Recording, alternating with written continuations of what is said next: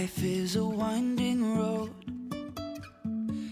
Hey guys, welcome back to my channel. As I mentioned in the last video, I did a poll on Instagram to ask what video next I should put up. At the time that I was recording, nighttime vlog routine was winning, but the Q&A ended up winning at the end. So I asked you guys what questions you guys wanted me to answer. You guys sent over some really good questions. I had to like really think about these questions.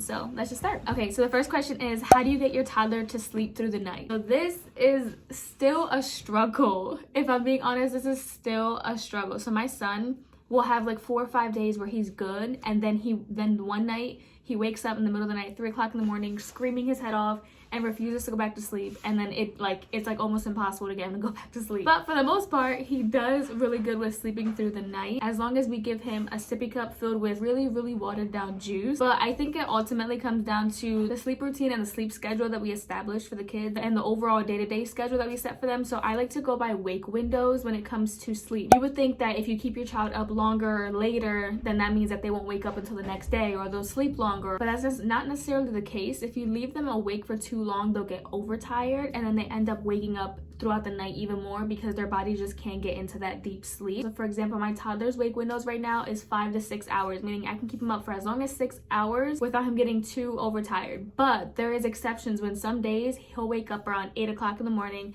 and then he does not want to take his nap. So if he does not want to take his nap, then I will keep him up until 6:30. So it kind of depends, but as far as like napping and sleeping through the night, I generally just wing it with wake windows. So for example, if he does take his nap, which most of the days he does take his nap, and he wakes up around 3:30, I'll keep him up for another 4 to 5 hours. His bedtime will range anywhere from 7 to 8, 7:30 to 8:30, around there. I don't think it's ever too late to sleep train, not sleep train like the crying it out method. People just immediately assume the crying it out method, but no, there's so many ways you can sleep train a baby without doing the crying it out method. But if that's what works for you, hey, do it. We got to that point with Milena where we had to just let her cry because her cry would sound so real that I would run in there, and as soon as she heard me open the door, she would laugh. So she thought it was a joke. So eventually I had to realize what was her real cry, her actual real cry, and her real fake cry, because she was getting me. She was getting me every single time that she would cry like that. I'm like, oh my God, what's wrong? And I would run into the room.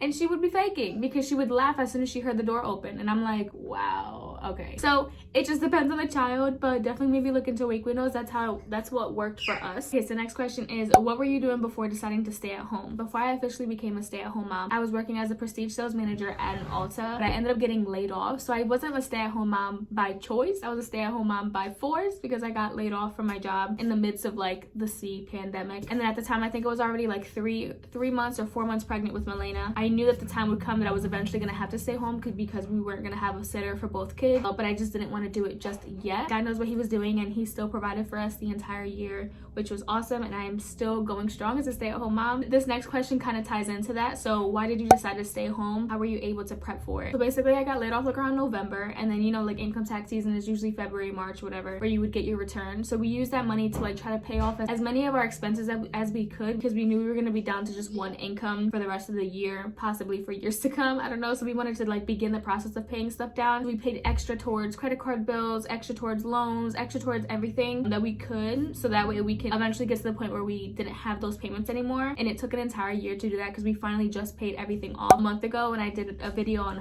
tips to lowering monthly expenses, because that's how we were able to lower our expenses to the point we were able to afford everything on one income. This is another question that kind of goes along with a stay-at-home mom. When switching from 9 to 5 to being a stay-at-home mom, how has your mindset shifted? So in the beginning, I hated it. Oh my gosh, I hated it because I was so used to it. I have never been jobless. I've had a job since I was able to work since I was 16. And then even if I was doing part-time, I had 2 jobs, going to school. Like I was always doing something and always on the go, that having to like basically like sit down, and then my only responsibility, I say only very loosely because it is a really big responsibility staying at home with the kids, but not being able to go out, socialize with other people, not having like a deadline or like a timeline as like, I gotta be at work at 8 o'clock, so that means I have to leave by 7:25 the latest. And just not having all of that, like kind of in the beginning, was like a real hit to my mental health. Like it was pretty bad. I think I was not my lowest, but I was getting there, because I felt like my purpose, like my things that gave me purpose, which was like, I'm very big, very big on girl power,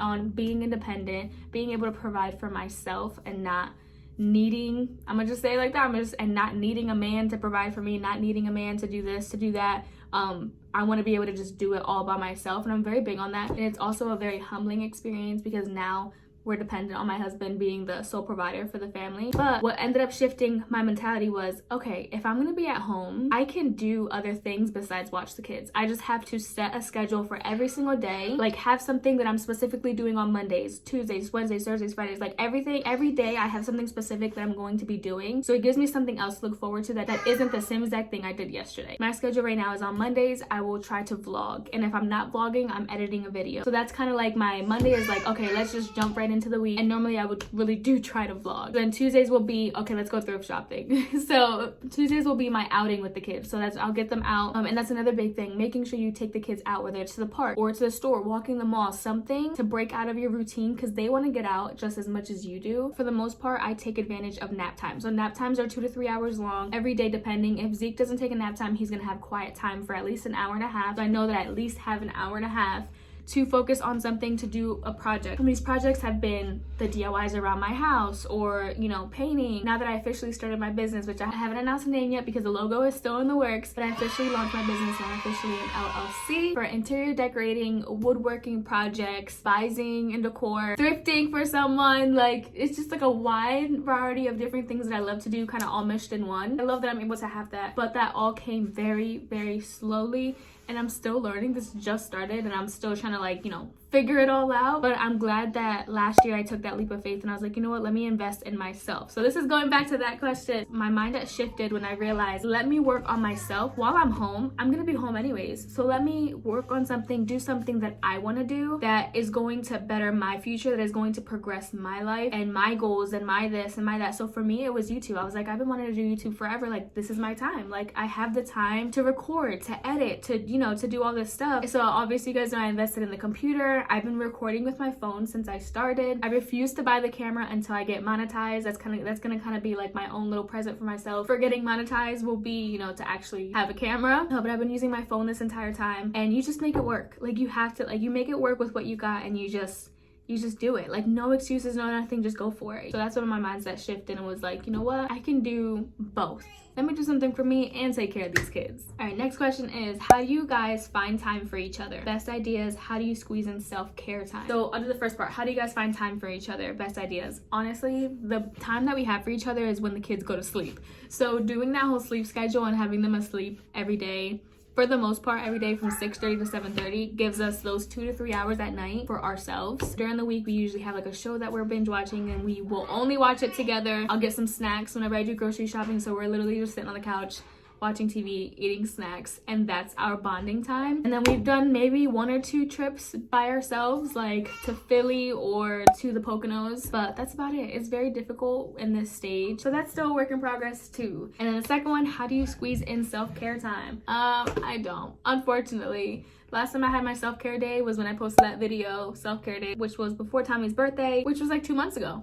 That's the last time I got my eyebrows done, I got my hair done, stuff like that. It's very difficult. And when I do want to do something like that, I have to plan it like far in advance to make sure I have someone available to watch the kids, I have enough money. If I need a self-care day, like, I'm gonna plan it out, and it'll be like 3 weeks from now, and I can't wait for those 3 weeks. Like, I'll definitely be looking forward to those 3 weeks from now, that one day, that was 3 hours that I'm gonna get by myself. My self-care time, I guess you could say, is when I'm doing a project. For me, that's been either Saturday early mornings where I'm leaving somewhere to go do a project, or Sundays after church where I'm going somewhere to do a project. I would probably take that as my self-care time because I'm by myself and I'm doing something that I love. So that's probably it. And that's something that I do almost weekly now, which is exciting. All right, and for the last question, you guys, what is your next goals you want to achieve in life, YouTube, family, etc.? So my next goal, which is like so close, is to get monetized on YouTube. Oh my gosh, I'm like at 944 subscribers right now, I think. So I only need 56 more subscribers to go and I can finally get monetized. Like, oh my god, I can't wait to add YouTube as an income stream for me. And it's not gonna be a lot of money, you guys. Like, I'm talking about like $100-$200. Like, it's not a lot of money at all,